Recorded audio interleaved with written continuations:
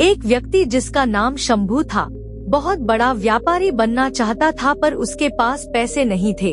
वो अक्सर व्यापारियों को देखता और उन जैसा बनने की कल्पना करता। एक दिन उसने दो व्यापारियों की बात सुनी। एक व्यापारी दूसरे व्यापारी से कह रहा था, व्यापार करने के लिए पैसे नहीं बल्कि लगन और चतुराई की जरूरत होती है। कोई चाहे तो वह जो कूड़े पर मरा चूहा पड़ा है उससे भी व्यापार शुरू कर सकता है। शंभू ने कूड़े पर पड़े चूहे को देखा और सोचा, लगन और चतुराई तो है मुझ में है, क्यों न मैं इस मरे चूहे से ही व्यापार शुरू करूं। यह सोच उसने मरा हुआ चूहा उठा। तभी एक सेठ जी अपनी बिल्ली को गोद में लिए उधर से गुजर रहे थे। शंभू के दिमाग में एक तरकीब आई।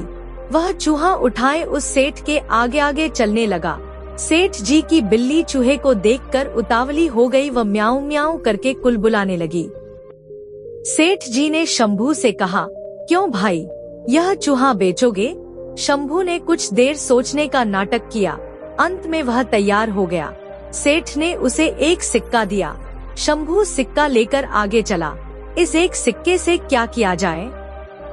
तभी उसे आगे एक प्याऊ नजर आई। लोग पानी पीकर प्याऊ वाले को धन्यवाद देते जा रहे थे। कुछ उसे पैसे भी दे रहे थे। यह देखकर शंभू ने सोचा कि क्यों न यही काम किया जाए।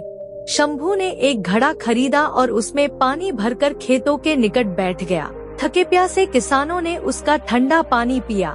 किसानों के पास देने को पैसे तो नहीं थे, पर उन्होंने शंभू को कुछ फूल दे दिए।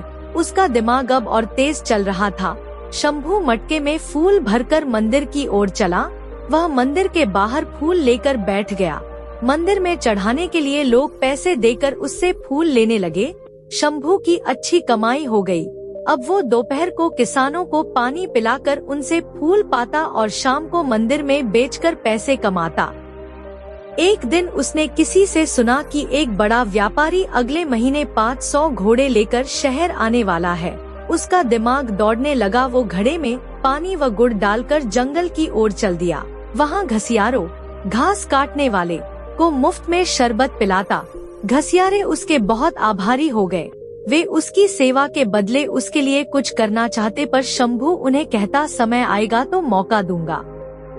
एक दिन वो समय भी आ गया जब घोड़े का व्यापारी अपने 500 घोड़े लेकर शहर आ गया। शंभू घसियारों के पास गया और अपनी सारी जमा पूंजी देकर बोला, आज जितनी घास आपने काटी है वह मुझे बेच दो। घसियारे तुरंत मान गए। चंदू ने सारी घास ले ली। इस कारण बाजार में कोई घास नहीं लाया। व्यापारी शहर पहुंचा तो उसे घोड़ों के लिए घास नहीं मिली। केवल एक जगह घास का अंबार लगाए शंभू मिला। उसके पास 500 गट्ठर थे। व्यापारी को घोड़ों के लिए घास की बहुत जरूरत थी। उसने शंभू से घास की कीमत पूछी। चंदू ने 1000 सिक्के मांगे। मजबूर होकर व्यापारी को घास के लिए 1000 सिक्के देने पड़े। कुछ ही दिनों बाद एक जहाज माल लेकर आया। नगर के व्यापारियों के दल के पहुंचने से पहले ही शंभू जहाज के व्यापारियों के पास पहुंच गया और उसने 1000 सिक्के अग्रिम देकर जहाज का सारा माल खरीद लिया।